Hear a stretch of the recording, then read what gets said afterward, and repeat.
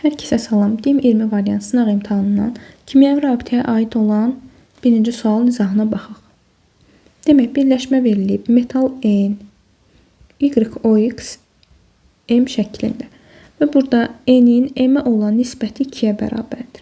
Buradan N-i tapsaq, N bərabərdir 2. Gətirib yerinə yazaq. Olacaq metal 2M, YOX, M şəklində.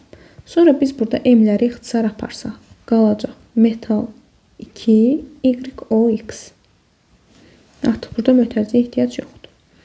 Demək, alınan birləşməmiz metal 2, YOX-dir.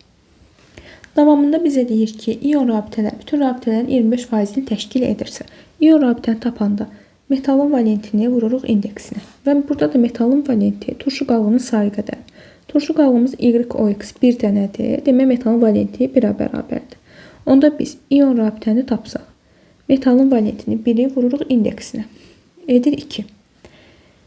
Ümumi rabitəni tapanda isə oksigenin valentini, yəni 2-ni vururuq indeksinə.